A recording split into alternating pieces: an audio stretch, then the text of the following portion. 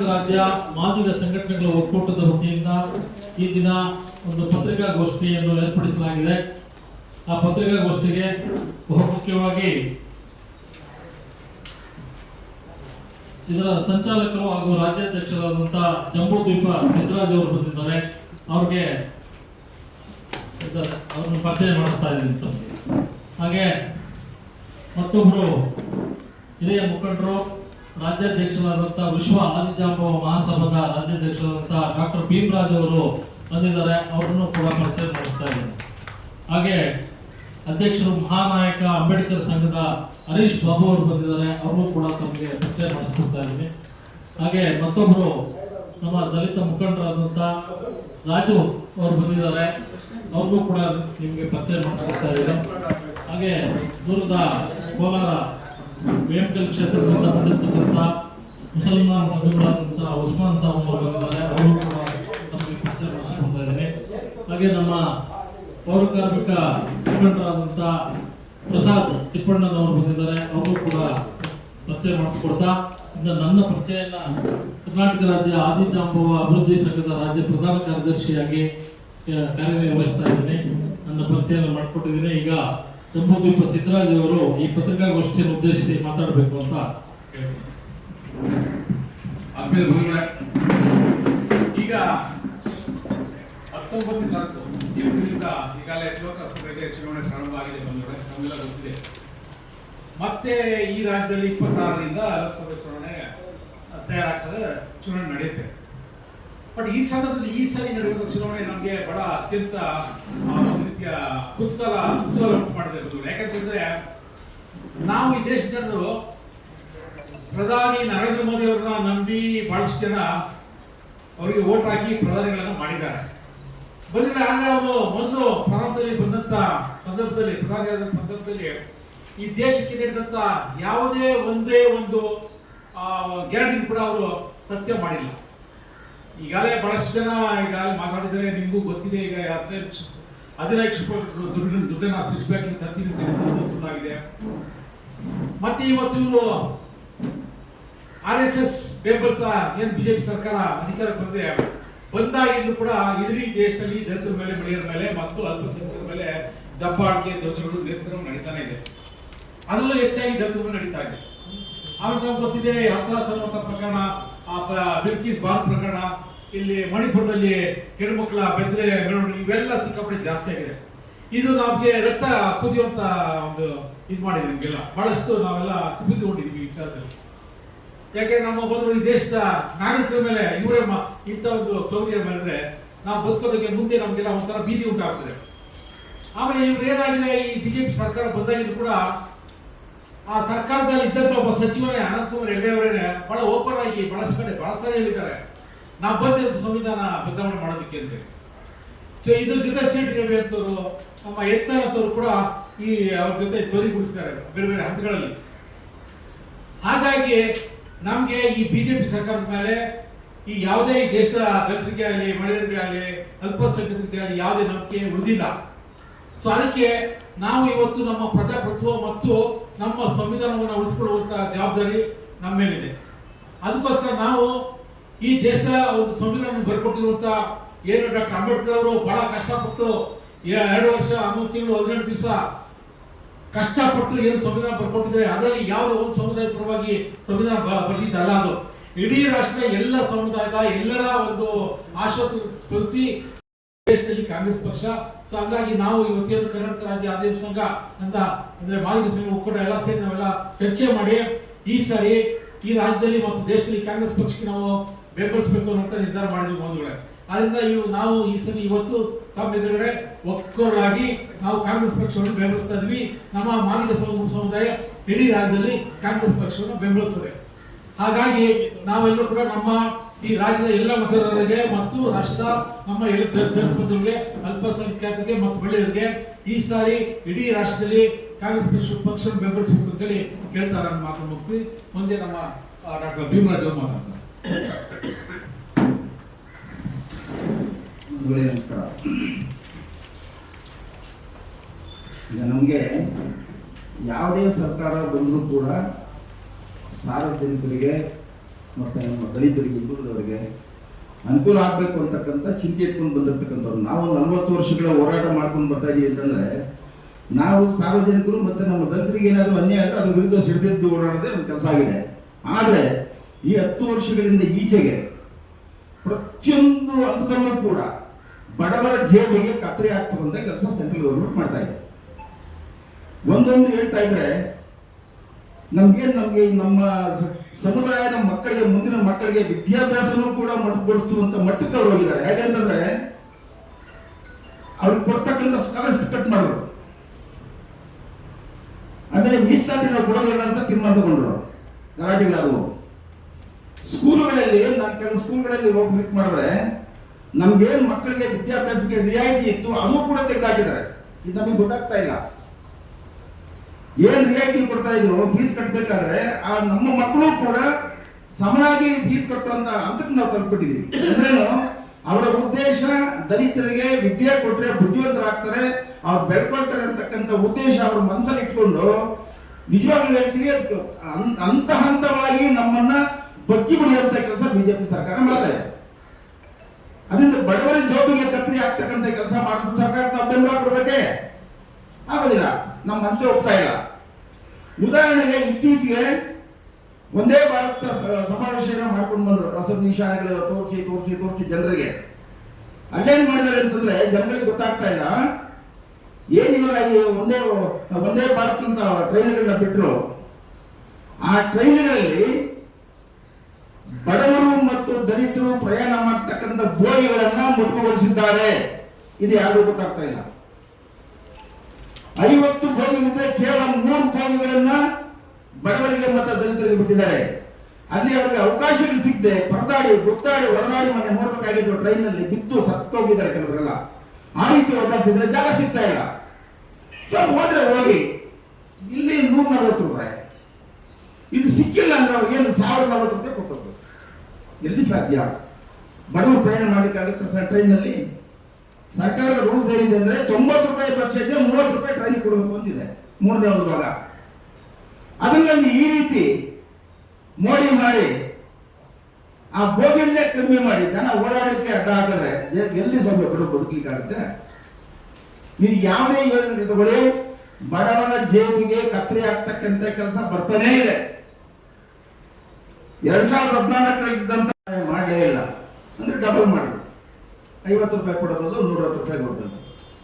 So ಈ diesel ಬೆಲೆ ಮತ್ತೆ ಪೆಟ್ರೋಲ್ ಬೆಲೆ ಜಾಸ್ತಿ ಆದ್ರೆ ಎಲ್ಲಾ ಸಾಗಾಣಿಕೆಗಳು ಎಲ್ಲಾ ಸರಕುಗಳ ಮೇಲೆ ಬೀಳುತ್ತೆ. ರಾಗಿ ಆಗ್ಬೋದು, ಅಕ್ಕಿ ಆಗ್ಬೋದು, ಬೇಳೆ ಆಗ್ಬೋದು, ಪ್ರತಿಯೊಂದಕ್ಕೂ ಹೊಡೆತ ಬೀಳುತ್ತೆ. ಸೊ ಅದರಲ್ಲಿ ನಾನೇನಾದ್ರೂ ಕಡಿಮೆ ಮಾಡಿದ್ರೆ ಮಾರ್ಕೆಟ್ನಲ್ಲಿ ಸಾರ್ವಜನಿಕರಿಗೆ ಒಂದು ರಿಯಾಯಿತಿ ದರದಲ್ಲಿ ಏನಾದರೂ ತಗೊಳ್ಳಿಕ್ಕೆ ಅನುಕೂಲ ಆಗುತ್ತೆ. ಸೊ ಅಲ್ಲೇ ಕತ್ತರಿ ಹಾಕ್ಬಿಟ್ರು, ಇನ್ನೆಲ್ಲಿ ರಿಯಾಯಿತಿ ದರ ತಗೊಳ್ಳಿಕ್ಕೆ ಆಗುತ್ತೆ? ಈ ರೀತಿ ಒಂದು ಹಂತದಲ್ಲೂ ಎಲ್ಲ ಹಂತದಲ್ಲೂ ಕೂಡ ಬಡವರ ಜೇಬಿಗೆ ಕತ್ತರಿ ಬೀಳ್ತಾ ಇದೆ. ಹಿಂಗಿರ್ಬೇಕಾದ್ರೆ ಆಮೇಲೆ ಈಗ ಸಂವಿಧಾನ ಅವ್ರು ಹೇಳ್ತಾರೆ, ಸಂವಿಧಾನ ಬರೆದಿದ್ದು ಡಾಕ್ಟರ್ ಅಂಬೇಡ್ಕರ್, ಅವಾಗ ನಮ್ಮ ಸರ್ಕಾರ ಇಲ್ಲ, ನಾವು ಒಪ್ಪಿಲ್ಲ, ಆ ಸರ್ಕಾರ ಒಪ್ಕೊಂಡು. ಏನು ಸಂವಿಧಾನ ಅರ್ಥ?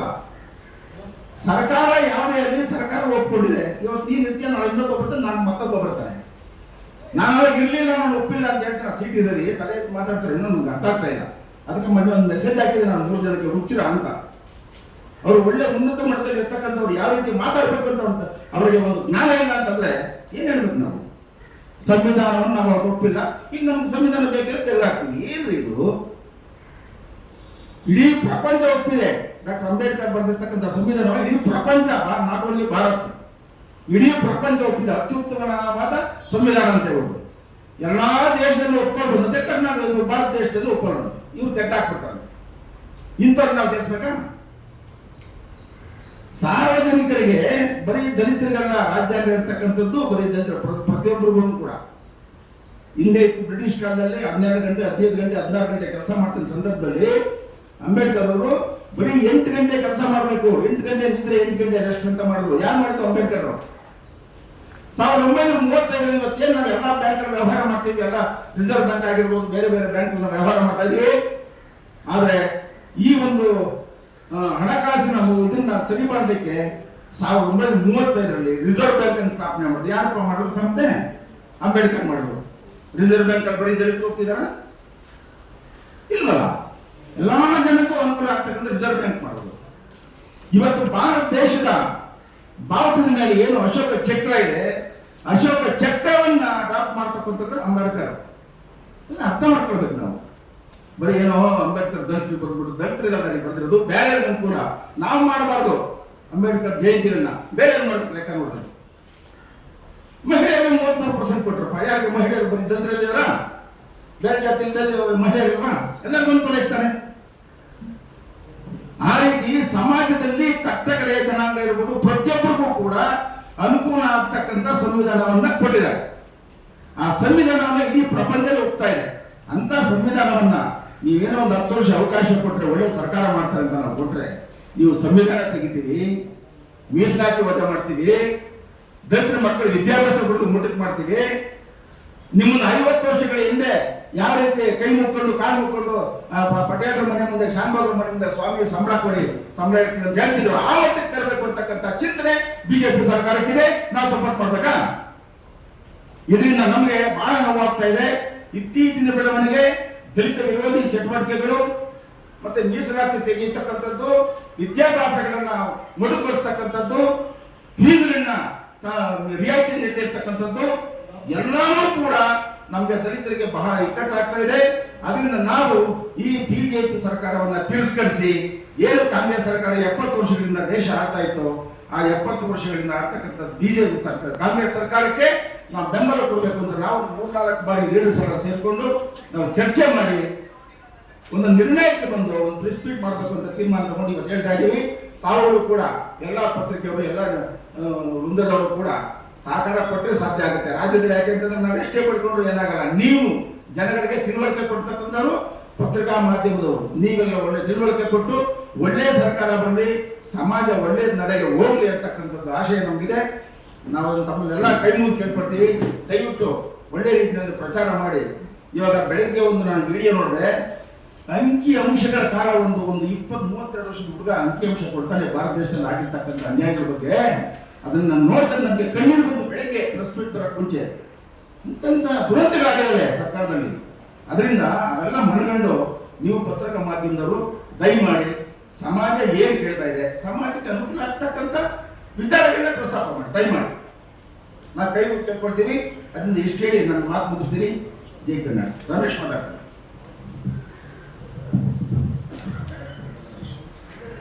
ಮುಖಂಡರು ಹೇಳಿದಂತೆ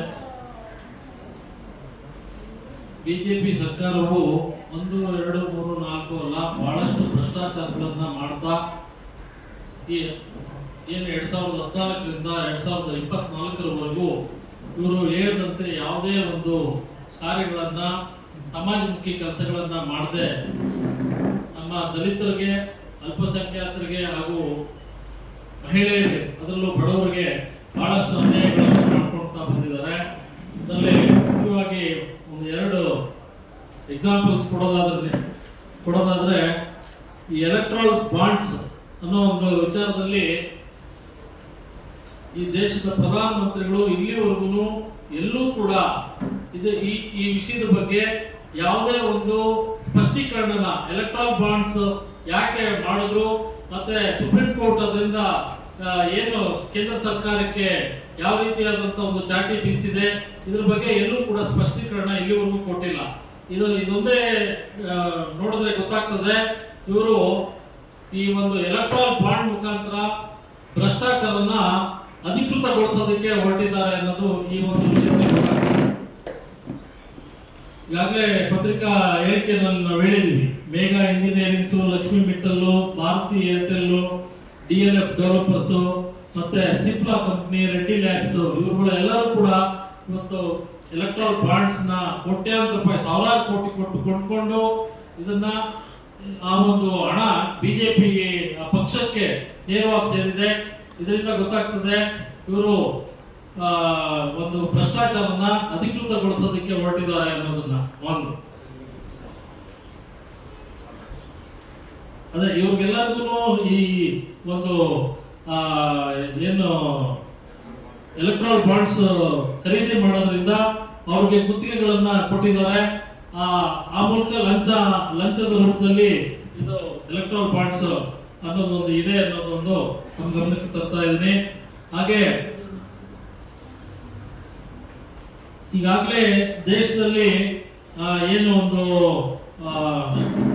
ಇದು ಅಬಕಾರಿ ಶುಲ್ಕದಲ್ಲಿ ಭ್ರಷ್ಟಾಚಾರ ಅಡಗಿದೆ ಅಂತ ಹೇಳಿ ದೆಹಲಿಯ ಮುಖ್ಯಮಂತ್ರಿಯಾದಂಥ ಕೇಜ್ರಿವಾಲ್ ಹಾಗೂ ಜಾರ್ಖಂಡ್ ಮುಖ್ಯಮಂತ್ರಿ ಅಂತ ಹೇಮಂತ್ ಸೊರೇನ್ ಅವ್ರನ್ನ ಜೈಲಿಗೆ ಹಾಕಿರುವುದು ಕೇಂದ್ರ ಸರ್ಕಾರದ ಸಂವಿಧಾನ ವಿರೋಧಿಯಾಗಿದೆ. ಯಾಕಂದ್ರೆ ಅವ್ರ ಮೇಲೆ ಯಾವುದೇ ರೀತಿಯಾದ ನೇರವಾದ ಆರೋಪ ಮತ್ತೆ ಸಾಬೀತಾಗದೇ ಇರೋದ್ರಿಂದ ಅವ್ರನ್ನ ಜೈಲಿಗೆ ಹಾಕಿರೋದು ಅಕ್ಷಮ್ಯ ಅಪರಾಧ, ಇದು ಸಂವಿಧಾನ ವಿರೋಧಿನೂ ಕೂಡ ಆಗಿದೆ ಅಂತ ಇತಿಹಾಸದಲ್ಲಿ ಇದೆಲ್ಲೂ ಇಲ್ಲದೆ ಇರೋದ್ರಿಂದ ಇದನ್ನು ಕೂಡ ತಾವು ತಮ್ಮ ಪತ್ರಿಕೆಗಳಿಗೆ ಬಿತ್ತರಿಸಬೇಕು ಅಂತ ಕೇಳ್ಕೊಂತೀನಿ. ಹಾಗೆ ಈಗ ನಮ್ಮ ಏನು ರಾಜ್ಯ ಸರ್ಕಾರ ಆಗಲಿ ಅಥವಾ ಕೇಂದ್ರದಲ್ಲಿ ಯಾರು ಅವ್ರ ಮಾತನ್ನು ಕೇಳೋದಿಲ್ವೋ ಅವ್ರಿಗೆ ಇಡಿ, ಸಿಬಿಐ ಮತ್ತು ಇನ್ನಿತರ ತನಿಖಾ ಸಂಸ್ಥೆಗಳನ್ನ ಬಿಟ್ಟು ಅವ್ರ ಮೇಲೆ ಎದುರಿಸಿ ಅವರನ್ನ ಪಕ್ಷಕ್ಕೆ ಸೇರ್ಪಡೆಗೊಳಿಸ್ಕೊಂಡು ಅವ್ರ ಮೇಲೆ ಇರ್ತಕ್ಕಂಥ ಆರೋಪ ಅಲ್ಲಿವರೆಗೂ ಅವ್ರನ್ನ ಎದುರಿಸ್ತಾ ಇರ್ತಾರೆ. ಈ ರೀತಿ ಇಡಿ ಮತ್ತೆ ಸಿಬಿಐನ ಬಿಟ್ಟು ನಿಮ್ಮನ್ನ ನಾವು ಇದರಲ್ಲಿ ಸಿಗಾಕ್ಸ್ತೀವಿ ಅಂತ ಅಂದ್ಬಿಟ್ಟು, ಬಟ್ ಆದ್ರೆ ಅವರ ಪಕ್ಷಕ್ಕೆ ಸೇರ್ಕೊಂಡ ತಕ್ಷಣ ಇವೆಲ್ಲ ಒಂದು ತನಿಖೆ ಅವ್ರ ಮೇಲೆ ಏನು ಮಾಡದೇ ಇದ್ದಂತ ಒಂದು ಸಂದರ್ಭ, ಈ ರೀತಿಯಾದಂತ ಇದನ್ನ ನಡವಳಿಕೆಗಳನ್ನ ನಡ್ಕೊಂತಾ ಇದ್ದಾರೆ. ಇಷ್ಟು ಹೇಳ್ತಾ ಮುಂದಿನ ವಿಚಾರನ ನಮ್ಮ ಹರೀಶ್ ಅವರು, ಮಹಾನಾಯಕ ಸಂಘದ ರಾಜ್ಯಾಧ್ಯಕ್ಷರಂತ ಹರೀಶ್ ಅವರು ಮಾತಾಡ್ತಾರೆ. ಬಂಧುಗಳೇ ನಮಸ್ಕಾರ. ನಾನು NDA ಬಗ್ಗೆ ಮಾತಾಡಬೇಕು ಅಂತ. ಇವ್ರು ಮೈತ್ರಿ ಬಿಜೆಪಿ ಮತ್ತು JDS. ಆಕ್ಚುಲ್ ಆಗಿ ಬಿಜೆಪಿ ಅವರು JDS ಅವರಿಗೆ 4 ಸೀಟ್ ಕೊಟ್ಟಿದ್ರು. 4ರಲ್ಲಿ ಇವರು ಪ್ಲಾನ್ ಮಾಡಿದ್ರು, ದೇವೇಗೌಡರು ಮಗನಿಗೆ 1 ಸೀಟು, ಮೊಮ್ಮಗನಿಗೆ 1 ಸೀಟು, ಅಲಿನ್ 1 ಸೀಟು, ಸೊಸೆಗೆ 1 ಸೀಟು, ಈ ತರ ಅಂತ ಪ್ಲಾನ್ ಮಾಡ್ಕೊಂಡಿರ್ಬೇಕು. ಹಾಗಾಗಿ ಪಕ್ಷ ಬಿಡ್ಲಿಲ್ಲ ಅವ್ರಿಗೆ. ಅದಕ್ಕಾಗಿ ಒಂದನ್ನ ಬಿಜೆಪಿ ಅವರು ರಿಸರ್ವೇಶನ್ ಮಾಡೋದು, ಇನ್ನೊಂದನ್ನ ಏನ್ ಮಾಡೋದು, ಬಿಜೆಪಿ ಇಂದಾನೆ ಟಿಕೆಟ್ ಕೊಟ್ಟರು. ಯಾರಿಗೆ? ಅಲಿಯನ್ಗೆ, ಡಾಕ್ಟರ್ ಮಂಜುನಾಥ್ ಅವ್ರ ಬಗ್ಗೆ ಇವ್ರು ಏನ್ ಮಾಡಿದ್ದಾರೆ ಅಂದ್ರೆ, ಇವ್ರು ಮೊದಲೇ ವಿಚಾರವಂತರಲ್ವಾ, ಹಾಗಾಗಿ ಮೊದಲೇ ಕ್ಲಿಯರ್ ಆಗಿ ಪ್ಲಾನ್ ಮಾಡ್ಕೊಂಡ್ಬಿಟ್ಟಿದ್ದಾರೆ. ಈ ಗೋವಿಂದ್ ಶರ್ಮಾ ಮೈ ಮೇಲೆ ಹಾಕೊಂಡು ಇರೋ ತರ ಒಂದು ಗುಳೆನಲ್ಲಿ ತರ ನನಗೆ ಭಾಸ ಆಗ್ತಿದೆ. ಏನಕ್ಕೆ ಅಂತಂದ್ರೆ, ಇವರು ಹಾಸ್ಪಿಟಲ್ ಅಲ್ಲಿ ಹೃದಯ ಜಯದೇವ ಹಾಸ್ಪಿಟಲ್ ಅಲ್ಲಿ ಅವ್ರು ಇರ್ಬೇಕಾದ್ರೆ ಡೈರೆಕ್ಟ್ ಹೃದಯಕ್ಕೆ ಕೈ ಹಾಕಿದ್ದಾರೆ ಜನರಿಗೆ. ನಾನು ಫ್ರೀ ಟ್ರೀಟ್ಮೆಂಟ್ ಕೊಡ್ತೀನಿ ಅಂತ ಒಂದು ನಾಟಕ ಮಾಡಿ ಜನರನ್ನ ವಿಶ್ವಾಸ ಗಳಿಸ್ಕೊಂಡಿದ್ದಾರೆ. ಜನರನ್ನ ವಿಶ್ವಾಸ ಗಳಿಸ್ಕೊಂಡು ನಾನು ಒಳ್ಳೆಯವನು ಅಂತ ಪ್ರೊಜೆಕ್ಟ್ ಮಾಡಿಕೊಂಡು ಸುಮಾರು 4-5 ವರ್ಷಗಳಿಂದ ಇವತ್ತು ಬೆಂಗಳೂರು ಗ್ರಾಮಾಂತರಕ್ಕೆ ಅವರು ಚುನಾವಣೆ ಕಳೆದಿದ್ದಾರೆ. ಅಲ್ಲಿ ಡಿ ಕೆ ಸುರೇಶ್ ಅವರನ್ನ ಖಂಡಿತವಾಗ್ಲೂ ಸೋಲಿಸ್ತಾರೆ. ಇದು ಜನರಿಗೆ ಗೊತ್ತಿರುವಂತ ವಿಚಾರ. ಜನರಿಗೆ ತಿಳುವಳಿಕೆ ಇಲ್ಲ, ಇವಾಗ ಯಾರು ಅದು ಗೊತ್ತಾಗೋದಿಲ್ಲ. ನಾವು ಒಂದು 5 ವರ್ಷ ಒಳ್ಳೆಯವನ್ನ ನಡ್ಕೊಂಡ್ಬಿಟ್ರೆ ನಮ್ಗೆ ನಂಬಿಡ್ತಾರೆ ಅಂತಾರೆ. ಅಪ್ಪ ಇವರು ಫ್ರೀಯಾಗಿ ಟ್ರೀಟ್ಮೆಂಟ್ ಕೊಡೋದಾದ್ರೆ ಇವರಿಗೆ 100 ಕೋಟಿ ಎಲ್ಲಿ ತಗೊಂಡು? ಮಂಡ್ಯದಲ್ಲಿ ಒಬ್ರು 5 ರೂಪಾಯಿ ತಗೋತಾರೆ ಟ್ರೀಟ್ಮೆಂಟ್ಗೆ, ಅವ್ರು ಇನ್ನೂ ಬೀದಿಯಲ್ಲೇ ಇದ್ದಾರೆ. ಇನ್ಯಾರೋ ಫ್ರೀಯಾಗಿ ಟ್ರೀಟ್ಮೆಂಟ್ ಕೊಡ್ತಾರೆ, ಅವ್ರು ಇನ್ನೂ ಬೀದಿಯಲ್ಲೇ ಇದ್ದಾರೆ. ಇವ್ರಿಗೆ ಮಾತ್ರ 100 ಕೋಟಿ ಎಲ್ಲಿಂದ ಬರುತ್ತೆ? ಇದು ಇವ್ರು ಮಾಡ್ತಿರೋದು ನೀಟಾಗಿ ದೂರದೃಷ್ಟಿ ಚೆನ್ನಾಗಿ ಇಟ್ಕೊಂಡಿದ್ದಾರೆ. ಈ ದೂರದೃಷ್ಟಿ ತುಂಬಾ ಚೆನ್ನಾಗಿ ಇಟ್ಕೊಂಡು ಗೌಡ್ರ ಕುಟುಂಬ ನೀಟಾಗಿ ಪ್ಲಾನ್ ಮಾಡಿ ಅವ್ರ ಕುಟುಂಬಕ್ಕೆ ಮಾತ್ರ ಒಳ್ಳೆ ರೀತಿಯಲ್ಲಿ ಮಾಡ್ಕೊತಿದ್ದಾರೆ. ಅದನ್ನ ಬಿಜೆಪಿ ಅವರೇ ನೋಡ್ಕೊಂಡು ತಿಳ್ಕೊಂಡು ಇವ್ರನ್ನ ಮುಗಿಸ್ಬೇಕು ಅಂತ ಬಿಜೆಪಿ ಅವರು ಡಿಸೈಡ್ ಮಾಡಿ ಜೊತೆಗೆ ಸೇರಿಸ್ಕೊಂಡಿರೋದು ಎಲ್ಲರೂ ಗೊತ್ತಿರೋ ವಿಚಾರ, ನಿಮಗೂ ಗೊತ್ತಿರೋ ವಿಚಾರ. ಈ ಮಲ್ಲೇಶ್ ಬಾಬು ಅವ್ರನ್ನ ಕ್ಯಾಂಡಿಡೇಟ್ ಅತಿ ಶ್ರೀಮಂತ. ಏನಕ್ಕೆ ಶ್ರೀಮಂತ ನಿಲ್ಲಿಸ್ತಾರೆ ಅಂತಂದ್ರೆ, ಅಟ್ಲೀಸ್ಟ್ ದುಡ್ಡು ನಂಬ್ಕೊಂಡಿರೋರು ದುಡ್ಡು ಇಟ್ಕೊಂಡು ಏನಾದ್ರು ಮಾಡಿ ಕ್ಯಾಂಡಿಡೇಟ್ ನ ಗೆಲ್ಲಿಸ್ಕೊಬೇಕು ಅಂತ ಶ್ರೀಮಂತ ಇಟ್ಕೊಂಡಿದ್ದಾರೆ. ಕೋಲಾರ ಜನತೆ ಕೇಳಿದ್ರೆ, ಕೋಲಾರ ಜನತೆ ಹೇಳ್ತಾರೆ, ಕ್ಷೇತ್ರದ ಜನತೆ ಹೇಳ್ತಾರೆ, ನಮ್ಗೆ ದುಡ್ಡು ಮುಖ್ಯ ಆಗಿಲ್ಲ, ಒಳ್ಳೆ ಕ್ಯಾಂಡಿಡೇಟ್ ನಾವು ಗೆಲ್ಲಿಸ್ಕೊಂಡ್ಬರ್ತೀವಿ ಅಂತ. ಗೌತಮ್ ಅವ್ರನ್ನ ಗೆಲ್ಲಿಸ್ಕೊಂಡ್ಬರ್ತೀವಿ ಅಂತಾರೆ. ಗೌತಮ್ ಅವರು ನಿಮ್ಮೂರಲ್ಲಿ ಅಲ್ವಲ್ಲ ಬೆಂಗಳೂರಿನವರು. ಏನಕ್ಕೆ ಅಂತಂದ್ರೆ, ಗೌತಮ್ ಅವ್ರ ಬಗ್ಗೆ ಅಲ್ಲಿ ಕ್ಷೇತ್ರದ ಜನ ಹೇಳ್ತಾರೆ, ಸರ್ ಗೌತಮ್ ಯಾರು ಅಲ್ಲ, ಗೌತಮ್ ನಾನೇ ಗೌತಮ್, ನಮ್ಮಣ್ಣ ಗೌತಮ್, ನನ್ನ ತಮ್ಮ ಗೌತಮ್, ನನ್ನ ತಂದೆ ಗೌತಮ್ ಅನ್ನೋ ಮಟ್ಟಕ್ಕೆ ಇವತ್ತು ಕೋಲಾರ ಜನತೆ ಅವ್ರು ವಿಶ್ವಾಸ ತಗೊಂಡಿದ್ದಾರೆ ಗೌತಮ್ ಅವರು. ಹಾಗಾಗಿ ಅದ್ರಲ್ಲಿ 2ನೇ ಮಾತಿಂದ ಗೌತಮ್ ಅವ್ರು ಗೆಲ್ತಾರೆ, ಇಲ್ಲಿ ನಮ್ಮ ಮಂಜುನಾಥ್ ಅವರು ಸೋಲ್ತಾರೆ ಅನ್ನೋದು ಗ್ಯಾರಂಟಿ ವಿಚಾರ. ಇನ್ನು ಬಿಜೆಪಿ ಪಕ್ಷದ್ದು ರಾಜಕೀಯವಾಗಿ ಹೇಳ್ಬೇಕು ಅಂತಂದ್ರೆ, ಏನ್ ತಗೊಂಡ್ರು ಅವರು ದೇವಸ್ಥಾನ ದೇವರು ತಿಂದ್ರು ಅಂತ ತಗೊಂಡ್ಬಿಡ್ತಾರೆ. ಯಾಕೆ ಇವರು ಕಾಂಗ್ರೆಸ್ ಪಕ್ಷದಲ್ಲಿ ಯಾರು ದೇವ್ರು ನಂಬಿರೋರು ಯಾರು ಇಲ್ವಾ? ನಾವು ದಿನ ಬೆಳಗ್ಗೆ ಆದ್ರೆ ರಾಮನ್ ಗಾನ ಮಾಡ್ಕೊಂಡೇ ಬರೋರು. ನಾವು ರಾಮನ್ ಜಪ ಹೇಳ್ತೀವಿ, ನಾವು ಶ್ಲೋಕಗಳು ಒಂದಷ್ಟು ಕಲ್ತ್ಕೊಂಡಿದ್ದೀವಿ. ದಲಿತರಲ್ಲಿ ಗೊತ್ತಿಲ್ಲ ಅನ್ಕೊಂಡ್ರೆ ನಮ್ಗೆ ಎಲ್ಲರಿಗೂ ಗೊತ್ತಿದೆ, ನಾವು ತಿಳ್ಕೊಂಡಿದೀವಿ, ವಿಚಾರವಂತರಿದ್ದೀವಿ. ದಲಿತರು ಇವತ್ತು ಪ್ರಶ್ನೆ ಮಾಡೋ ತರ ಆಗಿದ್ದೀವಿ. ನಿಮ್ ಮುಂದೆ ಬರ್ತೀವಿ, ಬೆಂಗಳೂರು ಪ್ರೆಸ್ ಕ್ಲಬ್ ಬರ್ತೀವಿ, ನಾವು ಬಿಳಿ ಬಟ್ಟೆ ಹಾಕೋತೀವಿ, ಬಂದು ಕಾಪಾಡ್ತೀವಿ. ಇದು ಕೊಟ್ಟಿರೋ ಅಧಿಕಾರ ಬಾಬಾ ಸಾಹೇಬ್ ಅಂಬೇಡ್ಕರ್ ಅವರು. ನಾವು ಅವ್ರ ಚಿರವಾಗಿ ಅವ್ರ ಕೃತಜ್ಞತೆ ಸಲ್ಲಿಸ್ತೀವಿ. ಅವ್ರು ಕೊಟ್ಟಿರ್ತಕ್ಕಂಥ ಸಂವಿಧಾನ ನಾವು ಅಬ್ಕಿ ಬಾರ್ 400 ಪಾಲ್ ಅಂತಾರಲ್ಲ ನಮ್ಮ ಅನಂತಕುಮಾರ್ ಹೆಗಡೆ ಅವರು, ಆ ಮೂರ್ಖ ಹೇಳಿಕೆ ನಾವು ಏನ್ ಹೇಳಬೇಕು ಅಂತ ಗೊತ್ತಾಗ್ತಿಲ್ಲ. ನೇರವಾಗಿ ನಾನು ಅವ್ರಿಗೆ ಪ್ರಶ್ನೆ ಮಾಡ್ತೀನಿ, ನಾವು ಪ್ರಾಣ ಬೇಕಾದ್ರೆ ಬಿಡ್ತೀವಿ, ಸಂವಿಧಾನ ಯಾವತ್ತೂ ಬಿಡೋದಿಲ್ಲ. ನರೇಂದ್ರ ಮೋದಿ ಅವರಿಗೆ ನಾನು ಸೇರಿಸಿದಲ್ಲೇ ಕೇಳ್ತೀನಿ, ನರೇಂದ್ರ ಮೋದಿ ಅವರಿಗೆ ಯಾವ್ದಾದ್ರು ಒಂದು ಬಹಿರಂಗ ಚರ್ಚೆಗೆ ಬಂದಿದಾರ? ಸ್ಕ್ರಿಪ್ಟ್ ಸಮೇತ ಬರ್ತಾರೆ, ಒಳ್ಳೆ ಮೇಕಪ್ ಮಾಡ್ಕೊಂಡು ಬರ್ತಾರೆ. ನಿಮ್ಗೆ ಗೊತ್ತಿರಲಿ ಸ್ವಾಮಿ, ಅವರು first take, second take, third take ಅಂತ ಹೋಗ್ತಾರೆ. ಅವ್ರ ಕಾಲಿಗೆ ಬೀಳ್ಬೇಕು ಅಂದ್ರೆ ಕ್ಯಾಮ್ರಾ ಸಮೇತ ಹೋಗ್ತಾರೆ. 2 ಸತಿ 3 ಸತಿ ತಾಯಿಗೆ ಕಾಲಿಗೆ ಬೀಳ್ತಾರೆ. ಅವ್ರ ತಾಯಿಗೆ ಆಶೀರ್ವಾದ ಮಾಡ್ತಾರೆ, ಆಕ್ಟಿಂಗ್ ಮಾಡ್ತಾರೆ. ಇದು ಪರಿಸ್ಥಿತಿ ಮಾಡ್ಕೊಂಡಿರೋದು. ಈ ತರ ಬೇಕಾ? ಇನ್ನೊಂದು ಕೆಲವೊಂದು ಕಡೆ ಹೇಳ್ತಾರೆ ಸಿಂಗಲ್ ಟೇಕ್ ಅಲ್ಲಿ ಮುಗಿಸಿದ್ರಿ ಸಾರ್ ಅಂತಾರೆ. ಸಿಂಗಲ್ ಟೇಕ್ ಸೂಪರ್ ಸ್ಟಾರ್ ಅಂತ ಯಾರಾದ್ರೂ ಇದ್ರೆ ಅದು ಮೋದಿಜಿ ಅಂತ ನಾನು ನೇರವಾಗಿ ಹೇಳಕ್ಕೆ ಇಷ್ಟಪಡ್ತೀನಿ. ಇವತ್ತು ಕ್ಯಾಮ್ರಾ ಮುಂದೆ ಆಕ್ಟಿಂಗ್ ಮಾಡ್ಕೊಂಡು ನಿಂತಿದ್ದಾರೆ. ಎಲ್ಲರಿಗೂ ಸ್ಕ್ರಿಪ್ಟೆಡ್, ಅವ್ರು ಏನ್ ಮಾತಾಡೋದು ಸ್ಕ್ರಿಪ್ಟೆಡ್. ಚೆನ್ನಾಗಿ ಮಾತಾಡ, ಅದರಲ್ಲಿ ಎರಡನೇ ಮಾತಿಲ್ಲ. ಬೇರೆ ಸುಳ್ಳಿನ ಸರ್ದಾರ ಯಾರು ಅಂತಂದ್ರೆ ಅದು ನರೇಂದ್ರ ಮೋದಿ ಅವರು. ಅಷ್ಟೇ ಅಂತ ನಾನು ಮಾತು ಮುಗಿಸ್ತೀನಿ. ರಾಷ್ಟ್ರಪತಿ ಆಗಿರ್ಬೇಕು. Thank you. ಇದು ಸರ್ ಹೇಳ್ದಂಗೆ ಮಂಜುನಾಥ್ ಅವರು ಹೃದಯ ಟ್ರೀಟ್ಮೆಂಟ್ ಮಾಡ್ತಾ ಇದ್ದಾರೆ, ಅವರು ಜನಗಳನ್ನ ಸೇವೆ ಮಾಡ್ತಾ ಇದ್ದಾರೆ ಅಂತ ಹೇಳ್ತಿದ್ದಾರೆ ಹರೀಶ್ ಬಾಬು ಸರ್. ಅದನ್ನು ಒಪ್ಕೊಳ್ಳೋಣ. ಅವರು ಜಯದೇವ್ ಒಂದು ಹಾಸ್ಪಿಟಲ್ ಮಾಡ್ತಾ ಇದ್ದಾರೆ, ಇಲ್ಲಿ ಬೆಂಗಳೂರು ಮಾತ್ರ. ನಮ್ಮ ಕರ್ನಾಟಕ ರಾಜ್ಯದಲ್ಲಿ ಆ ಥರ ಹಾಸ್ಪಿಟಲ್ಗಳಿದಾರ? ಅವರು ಸ್ವಯಾರ್ಜಿತ ಏನಾರು ಮಾಡಿದಾರ? ಜನಸೇವೆ ಮಾಡಬೇಕು ಅಂದ್ರೆ ಸ್ವಯಾರ್ಜಿತ ಹಾಸ್ಪಿಟಲ್ಗಳಿದಾರ ಮಾಡಿರ್ಬೇಕು. ಅವರು ಯಾವುದು ಆ ಥರ ಯಾವ್ದು ಹಾಸ್ಪಿಟಲ್ಗಳು ಮಾಡಿರ್ಬೋದು? ಅವರು ಸರ್ಕಾರಿ ಅಧಿಕಾರಿಯಾಗಿ ಸರ್ಕಾರಿ ಸೇವೆ ಮಾಡಿದರೆ ಹೊರತು ಸಾರ್ವಜನಿಕರಿಗೆ ಉಚಿತವಾಗಿ ಎಲ್ಲೂ ಟ್ರೀಟ್ಮೆಂಟ್ ಎಲ್ಲೂ ಕೊಟ್ಟಿಲ್ಲ. ಮಂಜುನಾಥ್ ಅವರು ಈಗ ಅವರು ಸೇವೆ ಮಾಡಬೇಕಾದ್ರೆ ಹಾಸ್ಪಿಟಲ್ ಹೋಗಿ ಮಾಡಲಿ. ಎಲ್ಲ ಅವರು ರಾಜಕೀಯ ರಂಗಕ್ಕೆ ಯಾಕೆ ಬರ್ತಾ ಇದ್ದಾರೆ? ಅವ್ರು ಆ ಥರ ಇದ್ರೆ ಆ ಥರ ಈಗ ದೇವೇಗೌಡರೇ ಆಗಲಿ, ಕುಮಾರಸ್ವಾಮಿ ಆಗಲಿ, ಅವರ ಮಂಜುನಾಥ್ನವ್ರನ್ನ ಅಧಿಕಾರ ತರಬೇಕು ಅನ್ನೋ ಬದಲು ಜನಸಾಮಾನ್ಯ ವ್ಯಕ್ತಿನ ಅಲ್ಲೇ ಇರುವಂಥವ್ರನ್ನ, ರಾಜಕಾರಣಿ ದುಡಿದಂಥವ್ರು ಮೊದಲಿಂದಲೂ ಸೇವೆ ಮಾಡಿದಂಥವ್ರನ್ನ ಯಾಕೆ ಬಳಸ್ಕೊಳ್ಳಿಲ್ಲ? ಮಂಜುನಾಥ್ ಹಾಸ್ಪಿಟಲ್ ಕರ್ಕೊಂಡು ಮುಂದೆ ರಾಜಕೀಯಕ್ಕೆ ನಿಲ್ಲಿಸ್ತಾರೆ ಹೊರತು ಅಲ್ಲೇ ಪಕ್ಷ ಕಟ್ಟಂತ ಸಾಮಾನ್ಯ ಕಾರ್ಯಕರ್ತರು ಲೀಡರ್ ಆಗಿರುವಂಥವ್ರು ಬೆಂಗಳೂರು ಗ್ರಾಮಾಂತರ ಕ್ಷೇತ್ರದಲ್ಲಿ ಯಾರು ಅಂತ ವ್ಯಕ್ತಿ ಯಾರು ಇಲ್ವಾ? 8 ವಿಧಾನಸಭಾ ಕ್ಷೇತ್ರಗಳಲ್ಲಿ ಆ ಥರ ಒಬ್ಬ ವ್ಯಕ್ತಿಯನ್ನು ಸಿಗಲ್ಲ ಅವ್ರಿಗೆ. ದೇವೇಗೌಡರು ಹೇಳ್ತಾ ಇರೋದು ಒಂದೇ ಕಾರಣ, ಅವ್ರ ಕುಟುಂಬ ರಾಜಕಾರಣ. ಬಿಜೆಪಿ ಹೇಳೋದು ಒಂದೇ ಕಾರಣ, ನಾವು ಸಂವಿಧಾನ ಚೇಂಜ್ ಮಾಡಬೇಕು, ನಾವು ಮತ್ತೆ ಸರ್ವಾಧಿಕಾರದ ಆಡಬೇಕು, ಬ್ರಿಟಿಷ್ ಸರ್ಕಾರ ಅವ್ರ ಬರ್ತಲ್ಲ ಆ ಥರ ಯುಟಿ ಒಂದು ಸರ್ಕಾರ ಮಾಡ್ಕೊಂಡು ಬ್ರಿಟಿಷ್ ಸರ್ಕಾರ ಆಳ್ವಿಕೆ ಮಾಡಬೇಕು ಅನ್ನೋದೇ ಬಿಜೆಪಿ ಆಳ್ವಿಕೆ. ಬಿಜೆಪಿ ಆಳ್ವಿಕೆ ನಡೀಬೇಕಾದ್ರೆ ಸಂವಿಧಾನ ಚೇಂಜ್ ಮಾಡೋದೇ ಒಂದು ಉದ್ದೇಶ ಅಲ್ಲ. ಸಂವಿಧಾನ ಚೇಂಜ್ ಮಾಡೋಕ್ಕೆ ಯಾರಿಂದಲೂ ಸಾಧ್ಯವಿಲ್ಲ. ಅವರು ಹೇಳ್ತಾ ಇರೋದು ನಾವು ಸ್ವಇಚ್ಛೆಯನ್ನು ಚೇಂಜ್ ಮಾಡೋದು ಅದು ಭ್ರಮೆ ಆಗಿರ್ತದೆ. ಅದಕ್ಕೆ ನಾವು ಯಾವುದೇ ಸಮುದಾಯ ಆಗಲಿ ನಾವು ಸಮಾಜ ಒಪ್ಪೋದಿಲ್ಲ. ಇದಕ್ಕೆ ನಮ್ದು ಮೊದಲಿಂದಲೂ ಆ ಮಾತುಗಳಿಗೆ ನಮಗೆ ಧಿಕ್ಕಾರ ಇರ್ತದೆ ಅಂತ ಹೇಳ್ತಾ ಇದು ಎಚ್ಚರಿಕೆ ಕೊಡ್ತಾ ಇದ್ದೀವಿ. ನಮಸ್ಕಾರ. ನಾವು ಏನು ಕರ್ನಾಟಕ ರಾಜ್ಯ ಸಂಘಗಳ ಒಕ್ಕೂಟದಿಂದ ಒಂದು ತೀರ್ಮಾನ ತಗೊಂಡಿದ್ದೀವಿ. ಇದಕ್ಕೆ ಯಾರಿಂದ ಯಾವುದೇ ರೀತಿ ಆಮಿಷ ಉಂಟಾಗಿಲ್ಲ. ನಮ್ಮ ಉದ್ದೇಶ ಇಷ್ಟೇ. ಇವತ್ತು ತಾವೆಲ್ಲರೂ ನೋಡಿದ್ರಿ, ತಾವು ಈ ದೇಶದ ಪ್ರಜೆಗಳು. ಇವತ್ತು ದೇಶದಲ್ಲಿ ಈ ಮೋದಿಯನ್ನು ಬಂದಾದ್ಮೇಲೆ GST ಅಂತ ಏಕರೂಪದ ಒಂದು ಸಂಹಿತೆ ತಗೊಂಡು ಜನರ ಮೇಲೆ ಸಿಕ್ಕಾಪಟ್ಟೆ ಟ್ಯಾಕ್ಸ್ ಹಾಕ್ಬಿಟ್ಟಿದ್ದಾರೆ. ಇವತ್ತು ಜನಸಾಮಾನ್ಯ ಕೂಲಿ ಮಾಡೋ ಜನ ಆ ಓಟ್ಗೆ ಹೋಗಿ ಇಡ್ಲಿ ಸಾಂಬಾರ್ ತಿನ್ನಕ್ಕಲ್ಲ, ಅದ್ರ ಮೇಲೂ GST, ಆ ಮಕ್ಕಳಿಗೆ ಕುಡಿಸುವಂತ ಹಾಲ್ ಮೇಲೆ GST. ಆಮೇಲೆ ಇವತ್ತು ನಾವೇನೋ ಕೇಂದ್ರ ಸರ್ಕಾರದವರು ಎಲ್ಲರೂ ಉಚಿತ ಮನೆ ಕೊಡ್ತೀವಿ ಅಂತ ಘೋಷಣೆ ಮಾಡ್ತಾರೆ.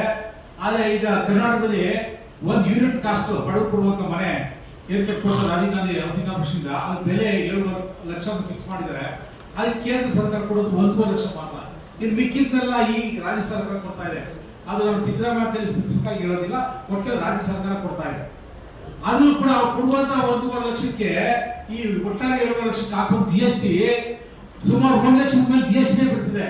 ಸೊ ಅಂದ್ರೆ ಅವ್ರು ಕೊಡ್ತಾ ಇರೋದು 12,000-15,000 ಬರ್ತದೆ ಕೇಂದ್ರ ಸರ್ಕಾರ ಈ ಹೌಸಿಂಗ್ ಸ್ಕೀಮ್ ಬರ್ತಾ ಇರುವಂತದ್ದು. ಆಮೇಲೆ ಇವತ್ತು ದೊಡ್ಡವರಿಗೆ ಅಂಬಾನಿ ಅದಾನಿ ತರದೆಲ್ಲ GST ಜಾಸ್ತಿ ಕಡಿಮೆ ಮಾಡಿ ಅದರಿಂದ ಅವ್ರಿಗೆ 20 ಲಕ್ಷ ಕೋಟಿಗೂ ಅಧಿಕ ಹಣವನ್ನ ಮನ್ನಾ